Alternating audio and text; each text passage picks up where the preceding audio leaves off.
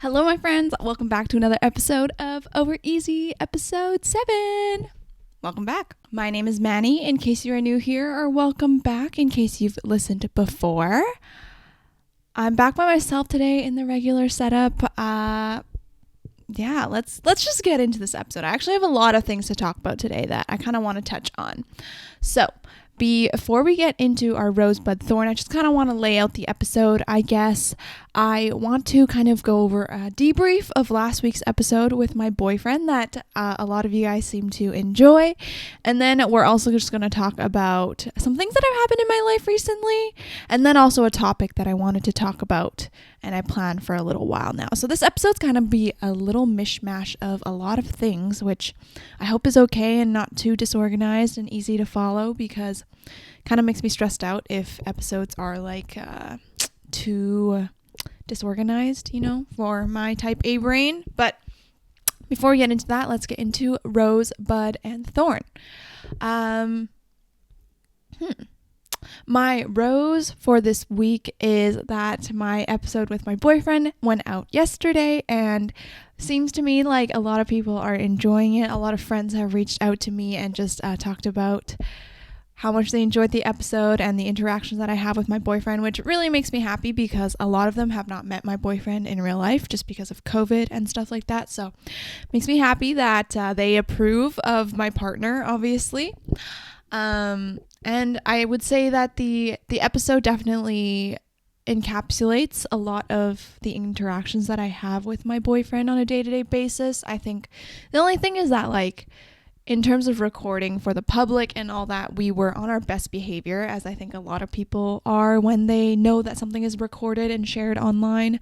So obviously there are a lot of parts of their relationship that you can't see from a 50-minute episode, but I would say it was a pretty authentic episode and we had a lot of fun recording and stuff like that. So since you guys enjoyed it a lot as well, I'll definitely bring him back for another episode. And we had a lot of other things that we wanted to cover as well that we never got to. So that has been making me really happy that people have been enjoying the podcast. Obviously, I've said this a lot of times before, but the podcast really I started for my own purposes. But to see that people actually enjoy the efforts that I put into it and like enjoy the episodes that I publish really makes me happy.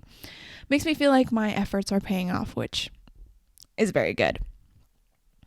My thorn. Okay, this is like a weird thorn. It's a thorn / rose. It's like a good thing, bad thing. My thorn is that I have no groceries at home, pretty much, like not a lot at all. And I really don't want to go grocery shopping for the rest of the week. So that's the thorn, which means I can't really make lunch. But the rose part of it is that I will probably go out to eat lunch a lot this week. And I haven't actually bought lunch out by myself in a really long time. I used to do that a lot in second year and in COVID and stuff. I didn't really cook that much, but I would actually say for a lot of third year and leading up to now, I've been cooking a lot of my lunches on my own and just like making easy stuff. I usually make like salmon or I make wraps and stuff like that, but I pretty much have like no groceries left. So I'm going to go out for lunch this week, most likely, and just alternate between some of my favorite restaurants that I haven't gone to in a while. Looking forward to that. But obviously the thorn part is that going out to eat is a little more expensive than making your own food, which is fine. It's fine. My bud, I'm looking forward to... The end of this week is actually quite exciting. I'm going to have another guest on my podcast next week, which is great because I'm filming that a little bit later this week. On Friday, I'm going to the beach with my boyfriend, which is very exciting. I recently found a beach that I really, really like in Vancouver. So since I have been going to the beach by myself with my friends, I guess, so pretty much ever since I could drive, I've only really been to Kitts and Jericho, which are, I guess, the more popular beaches in Vancouver. More people go to them, and the neighborhoods surrounding them are a little more full of people and stuff like that. The one that I go to most often is Kitsilano, which makes sense because the neighborhood of Kitsilano, West 4th and all that is a really bustling neighborhood. There's a lot of restaurants and stuff like that. But recently I've been going to Spanish Banks / Locarno a little bit more. And I actually really like that area for some reason. And I think it's a little underrated compared to Kits and Jericho. Kits is always way too full. It's so hard to find parking, and you have to pay for parking. It's just such a nightmare sometimes. So I've been really liking Spanish Banks. So I think I'm going to go there with my boyfriend, and we're going to get sushi and set up the picnic blanket and all that, and just have a good time. Also, the view from Spanish Banks is really nice. So I really like that area now. And I think that'll be my beach of choice as compared to Kits or Jericho. Is there another beach? Oh, there's also English Bay, but that's downtown, so it's a little further to get to and just not as convenient because downtown is such a nightmare in terms of driving and stuff like that. So I usually avoid it if I can. But yeah, that's my rosebud and thorn. Oh, one more event that I'm looking forward to. So like after today, pretty much the end of this week and the beginning of next week is pretty exciting because on Monday, I'm getting my eyelashes done. First of all, I'm getting eyelash extensions again. I haven't gotten them in over 2 years, and I thought it'd just be fun because it'd be nice to go back to school looking a little glowed up, you know? Since like you have to wear a mask, your eyes are really the only thing that'll be shown to other people. I thought like, oh, if I get eyelash extensions, then it'll look nice, right? And I thought it'd be pretty cute. I like how I look with eyelash extensions. So I think that's the most important part is how you look and how you think you look. So I'm excited for that. And then also going to see a lot of people from my high school again, which I'm not super excited for. Obviously, I'm going to have a bunch of friends there, but there are also a lot of girls going that I wasn't particularly friends with, and I don't really talk to at all. So I'm kind of nervous for that, and I'm actually going to bring up something that'll tie into this topic quite nicely. So I'm excited for all these things, but a little bit nervous, and this week's going to be pretty exciting. Okay, so let's go into a little debrief of last week's episode. I kind of brought it up in my rose, but I kind of just wanted to talk about quickly the relationship episode and stuff like that. Obviously, I'm more than excited that a lot of people enjoy the episode and enjoy what we talked about and how we interacted and stuff like that, which makes me really happy. I'm definitely going to bring my boyfriend back on the podcast soon.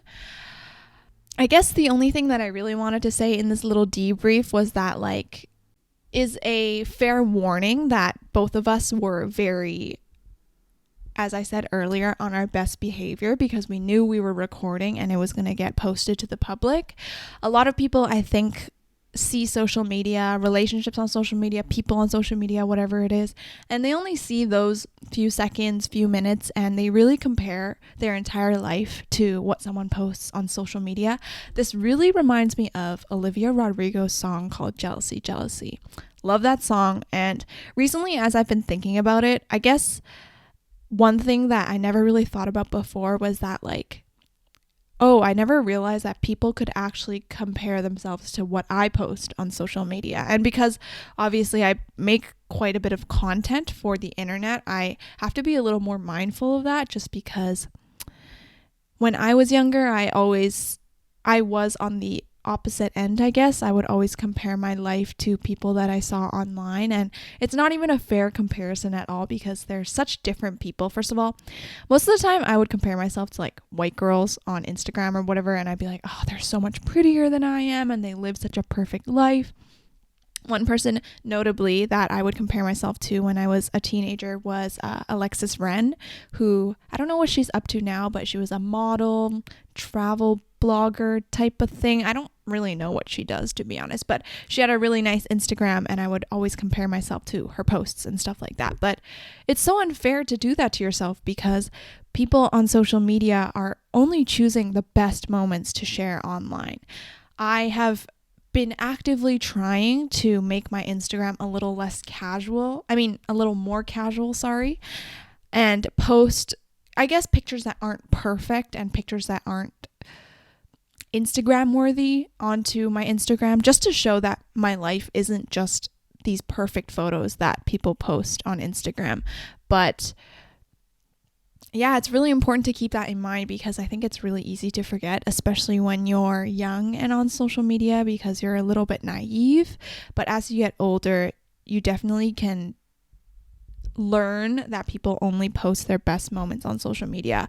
I still definitely struggle with this a little bit, and I always see people on social media like, oh, they're going to this place now, they're going to do this, they have so many friends to eat with and all that. But behind every person's social media profile, there is always struggles. Everyone goes through something, no matter how big or small.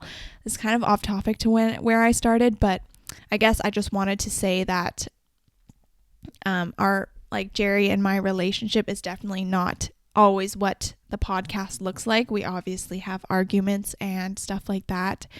Actually, a big reason why it took so long for me to film with Jerry was because the week that I intended to film with him, we had a big argument and we weren't talking to each other. So just wanted to just mention that because I think it's quite important to bring that up, especially also just in my personal life. If you go on my Instagram or my YouTube and see that, oh, my videos always have such fun moments at university, or my Instagram has such cute pictures from the trips that I go to and all that stuff like that, just know that there are things that I go through as well on a day-to-day basis that I obviously don't want to show on Instagram. I wish it was more normal to share these struggles, but the way that social media has kind of grown now, it has gotten a lot more based on profit and money, especially with sponsorships and stuff like that. But for the average Instagram user, people really only post their best moments on social media. So it's really important to keep that in mind. That's something that I always tell myself when I open the Instagram app and even TikTok and stuff like that, because it's just, or else it can get really toxic, I guess, if you compare yourself constantly to the people that you follow. Anyways, that's that about the relationship episode. I am just like really happy that you guys enjoyed. I think I've said that like 10 times now, but happy you enjoyed, happy that you listened and all that. So yay. Although I'm not going to be offended that that episode has like more views than any other episode right now. So I'm just like, you guys don't like me or something? Hey, whatever. Not offended. Okay, the next thing that I wanted to talk about is something that has happened in my life recently. So it's not a big deal, but I just wanted to talk about it briefly, but I couldn't make it an entire episode on its own just because it was a little bit of a smaller topic. I recently, over the weekend, went to, I guess, my first like party. It wasn't like a rager at someone's house where everyone's drinking and playing beer pong. It was just a lot of people went to the beach for someone's birthday, one of my friend's birthdays. And I guess that was like the first event since COVID that I didn't know everyone there, if that makes sense. Because I think a lot of my social hangouts and stuff like that I've been to since COVID started have been just with all the people that I know. I know everyone there like pretty well, and I have intentions of speaking to everyone, I guess, if that makes sense. But this weekend was the first event that I went to that I pretty much only knew. I knew less than half of the people there. There were like 15 or so people there, and I really only knew 5 or 6 of my close friends that were there. Let's talk about that. Because I guess I just wanted to reflect about the event. It's not that I didn't have fun. I had a lot of fun, actually. We ate pizza and stuff like that. But there was a part of me that was so scared to talk to people. Like, I guess I wasn't used to it. And I haven't been in a situation like this in quite a while, because I would say before, in the past parties and clubs that I went to, I was quite outgoing. I would at least say hi to everyone in the group that I went partying with, because I was just more outgoing. I was more social back then, when I was young. But over the weekend, I like really hermited up, if that makes sense. I felt like I was just a hermit crab, just kind of staying to my own social group, not really wanting to branch out. And a lot of it was because everyone else who went to the beach with us, they knew each other from high school, and I didn't go to the high school that they went to. So I guess it was a little bit different in terms of I didn't know them for as long, and really that was like my first time meeting them. But still, I feel like when I look back on the situation, I wish I kind of talked to more people and met more people, because those are prime ways that you can meet new friends in university.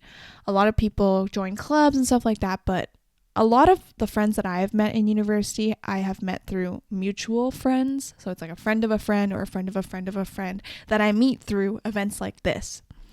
But I've just felt so awkward and shy. I couldn't bring myself to socialize like I normally would. So I kind of stayed with the people that I knew already, which is also not a bad thing. If you do that, that's fine. But in my opinion, like, I was given such a good opportunity to meet new people, especially after such a long pandemic.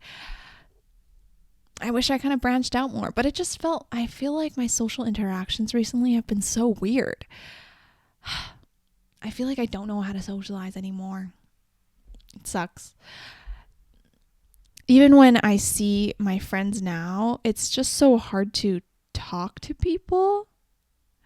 And I think a lot of it was because a lot of the friendships that I had, the main things that we would talk about are events that go on in our life, right? We'd see a friend after a couple weeks, be like, oh my God, what happened to you? What did you do? And they would bring up all the things that they went to, all the people that they've met, and all the drama that has happened and stuff like that. But over the past year, nothing has happened for me, nothing has really, it hasn't been notable enough. And I feel like every day feels the same for me. So a lot of the prime conversations that I used to have, I don't have substance for anymore. So now I'm like, well, what do I talk about, right? Because I hate small talk and now nothing is happening in my life. What do I do? I don't know if anyone else feels this way. They feel like their social skills have obviously deteriorated in the last year. I don't know. I feel like I've just gotten so awkward over the last year and also very anxious. So it makes it really hard to be a normal socializing human, I guess. Yeah. I don't even know what to say because I don't know. And I have a podcast, which is like so weird, right? Because in a podcast, all you do is talk. So I think people who might not know me as well would expect that I'm a lot more talkative. Even my boyfriend is like, sometimes when I don't talk or I don't know what to say and I don't have the words to use, my boyfriend says like, you have a podcast. Like, how can you not think of what to say right now? Because I feel like in my podcast, I'm like nonstop talking all the time, but it's different, right? In real life, it's different. It's hard to bring up what to talk about, you know, because nothing has been going on over the last year. That's why I think nowadays friendships are so much more important and you need to connect on such like a deeper level, have the same values, the same morals and stuff like that, because when you don't have these surface level conversations to talk about, like, oh, what happened in your class last week, or oh, what happened with this friendship, whatever, you kind of have to go into who are you as a person. So yeah, I've been struggling with that with a little bit, I guess. So as I said, I'm going to a little high school reunion next week. Basically, a bunch of us are going to hang out with a high school math teacher, and a lot of girls that I am friends with are going, but even then, the girls that I'm friends with, I haven't talked to in such a long time. And then there's girls that I haven't talked to since high school ended are going. So it's kind of scary because I know I'm going to be awkward and just like, I just can see it now and I don't want it to happen, but I just can see it now. So it's just going to be weird. Anyways, if you feel like it's been hard to socialize or connect with people, then I feel you. I definitely relate. I also think online interactions for me personally have been a little bit harder this year because I don't know. I feel like I was always the type of person that never really liked messaging online anyway. I feel like, in my opinion, messaging online was just a way to get people to meet up in person, if that makes sense. So I wouldn't really use Messenger to talk to people on the daily, but more so to meet up with friends. I would use Messenger to be like, oh, where are you right now? I just finished my class. Let's go have lunch at Triple O on campus or whatever. I didn't really use Messenger to connect. Like, that was my main form of connecting with people through my friendships. I don't know. I'm old fashioned. I prefer people in person rather than online. I feel like for me personally, I'm also just better in person. Another big thing is that I think I'm like not as much of a talker as people think, because I really like listening rather than just talking. And obviously that's really hard because you can't keep a conversation going if I'm just listening and the other person is just talking, but I'm trying my best to continue conversations and stuff like that. Yeah, I honestly don't have any solutions. I just wanted to say that, like, if you feel like you're awkward after this pandemic and going back out into the real world, then I feel you.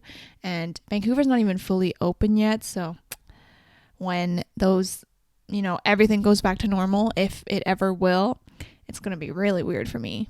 And I think I will be able to go back to how I was before, obviously in a more mature perspective, because I am a little bit older than when I started this pandemic. But yeah, we'll see. I honestly am so excited to see how I grow, but it's also been quite stressful.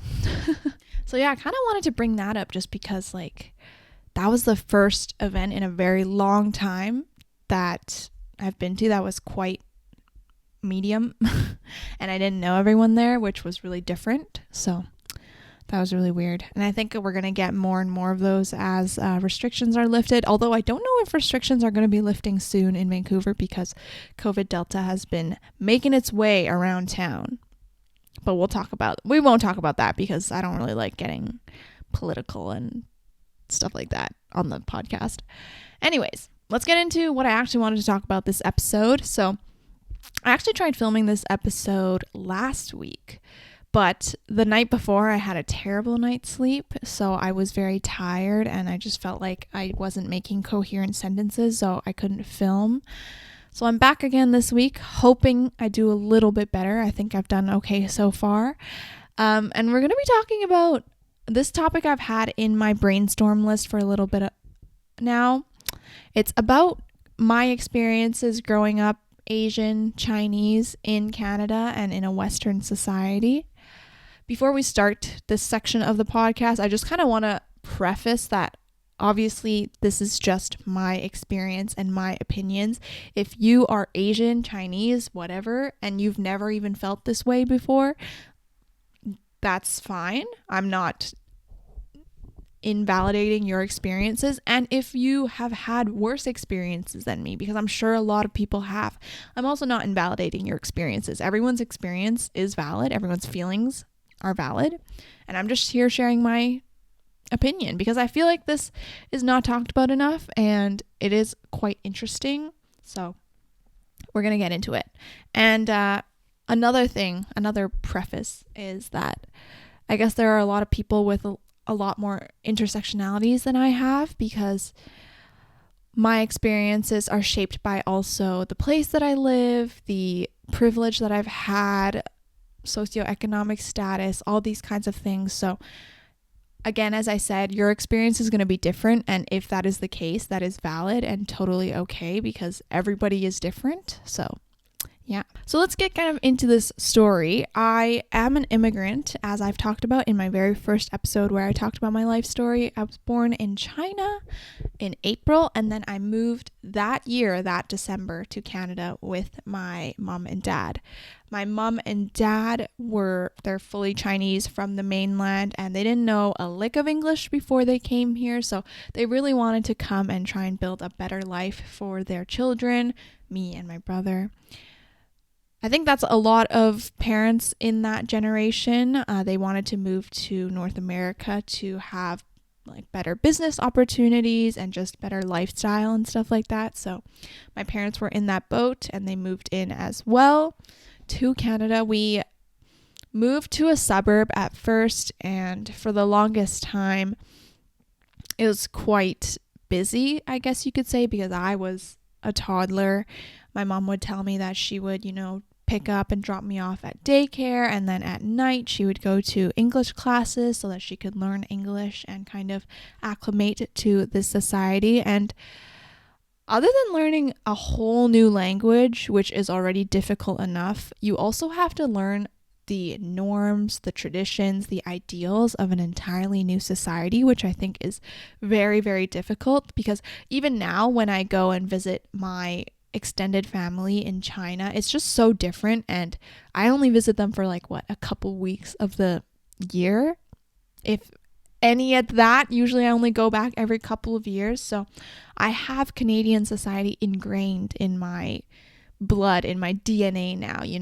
My ideals are more individualistic. I'm obviously a little more liberal than the rest of my family, and just everything like that. And I think it's really hard because my parents grew up in China, in communist China, and growing up Chinese, they are a little more collectivistic. Having to move here is obviously very challenging and difficult. Luckily, they were able to find jobs. My mom's first job in Canada, I think, was at Chinatown, and she was standing in those little booths on the side of the street, and she would sell the little, I don't know what they're called. They're the little like Chinese lanyards, basically, that you hang up in Chinese New Year. And for me, ever since I was young, I always felt like I was too Asian to be in this Western society, but also too Western to be fully in a Chinese society, if that makes sense. Which obviously sucks, because as a child, when you're learning your kind of the way that you fit into the world and who you are in general and your identity, to have that conflicting issue all the time is very, very tough. And I think one of the big things that exacerbated this issue for me, my internal kind of identity issue, is that I did Chinese dance for the longest time, ever since I was 4, and now I'm 21 and I still do Chinese dance. Because I've had a very conflicting relationship with Chinese dance throughout my life. When I was young, I really, really enjoyed it and genuinely liked it. But when I started getting a little older and, social pressure comes in, society comes in, and you have all these ideals and all that stuff, I started to get a little more self-conscious, and I didn't like telling people that I did Chinese dance because I felt like it was weird and it wasn't ballet, jazz, lyrical, whatever that everyone else does usually. So for the longest time, I wouldn't tell people, and I thought it was really odd, and I didn't like doing Chinese dance because I wanted to accept this part of my identity, but then I also couldn't, because I felt like there was this societal pressure. And I overthink things to the most. I overthink things so much to the point where it's not good for me anymore, especially when I was younger. Now I'm a little better, I would say, but not the best. So obviously a lot of this could be just things that I fabricate in my own head, but it still just made me feel like I was weird because I didn't do the types of dance that everyone else did, and I did this weird form of dance now. It also felt like I was connecting to my culture, but also not in a real way, if that makes sense, because a lot of aspects of Chinese dance are built upon the movements from traditional Chinese culture or different cultures in China. And to have to learn about these through, I guess, not firsthand experience made it a little odd for me. I couldn't really imagine what my real culture was like. So yeah, this relationship with Chinese dance my entire life made things a little more complicated. I always felt like, I don't know if I should continue dancing, and I would have on and off relationships with the dance itself. And I think a lot of dancers can probably relate to this. There are times when, you really just don't want to dance anymore. You're like, I'm done with this. I'm never dancing again. But then, when you perform on stage, it feels like it's really worth it, right? You get to express yourself in a way that you never get to otherwise. There's no really other medium that you can express yourself with your body like that. So this conflicting relationship was something that I dealt with for the longest time, and I'd say I didn't get over it until I graduated high school. A lot of my identity issues and issues surrounding if I love myself and stuff like that really were not resolved until first year. And I'm not going to say that I'm a perfect person and every day I wake up and look in the mirror and I love myself, but I would definitely say it's improved a lot since I was younger. And for the most part, I would genuinely not change anything about myself at all anymore. Just because now as an adult, I can appreciate all the flaws that I have and the way that I was brought up and all the struggles that I did go through, because those kinds of things shape who you are and make everyone different. I also kind of brought this up earlier, but I wanted to talk about, I guess, social media when you're a preteen. I started using Instagram when I was 10, I think. And I started using YouTube way before then. I started watching YouTube when I was like 6 or 7. And I think, as I said earlier, it's so easy for you as a preteen to compare yourself on social media to people who post their highlight reels online. And if you're not aware of it, it can be really harmful because you constantly think that those people's lives are perfect all the time and they have a nice house, they have so many clothes and all this stuff, but you never get to see the struggles that people go through, which is really important as well. And I'm not saying people have to share their toughest moments online. You know, they have to share like, oh, well, my parents got divorced and whatever. But I think just understanding that no one has a perfect life. And even though people's struggles may be different, some people may struggle more than others and stuff like that. But everyone goes through something, and that is really important to keep in mind. I work with a lot of kids now because I'm a math tutor, and I think it's really interesting that a lot of them use social media now and they're quite young. You know, the use of cell phones has definitely gotten more popular. A lot of kids that I see now have iPhones and stuff like that. When I was in grade 5 and I got my first cell phone, it was like a flip phone with a keypad. So yeah, I don't think it had a touch screen, but you would have to text on the little keypad thing. So it is really wild for me to see kids who are so young who have iPhones just right away. They're like, oh my God, using Instagram, TikTok, and all that stuff. And I think it really messes with your brain, you know? I don't know, obviously I'm not a kid nowadays, but I would assume that going on TikTok and seeing all these people, a lot of people post like their best moments, how much stuff they have on TikTok. So I think it's really easy to assume that people live very perfect lives and have everything that they could possibly want, which can be really harmful for a kid because then you start comparing yourself and all that stuff. Genuinely, comparison to other people is the worst possible thing that you can do, whether it be on social media or just in real life. Even just comparing yourself to your friends. I used to do this all the time in high school because when I was in high school, I would compare myself and be like, oh, like all my friends have such perfect families, while I was comparing to my family that was kind of falling apart in high school and my parents were getting divorced. It's really harmful. And now that I've gotten older and I talk back with a lot of my friends that I used to compare myself to, they're like, oh, my family's not perfect at all. And they go through a lot of issues as well. And when I was in high school, could never have imagined that they were going through these things because they put up such a nice front, or I assumed that they were just perfect family. But really, even if things look perfect, there's always something going on, you know, and no one's life is perfect. I genuinely also don't know how I kind of made the switch to loving myself and also appreciating my culture, because I know in high school I struggled a lot with this identity of being Chinese but also being Canadian, and it is quite tough. I don't know. It might have, I don't want to downplay and say that, oh, I just overthought everything, because my feelings were valid, whatever I felt in that situation. I think a big part was when I started going to the gym. Oh my gosh, I'm such a plug for going to the gym. I don't even go now, but when I started going to the gym and I started working out for myself and not for anyone else, I really started developing the independence and autonomy that I needed in my life. I think,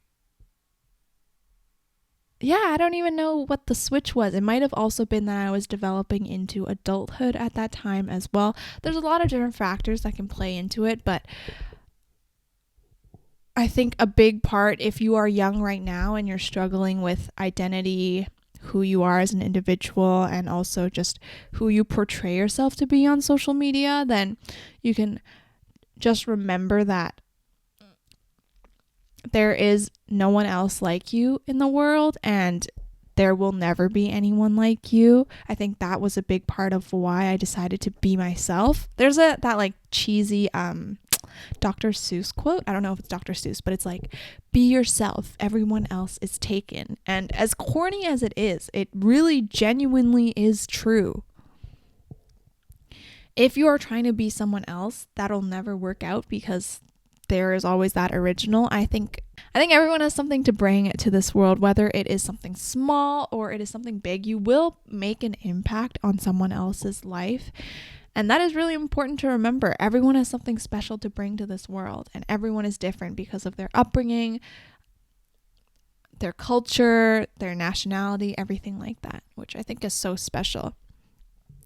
But yeah, I guess I can talk about nowadays my relationship with myself and my culture more specifically, because my relationship with myself is very, very a big topic and very complex at times.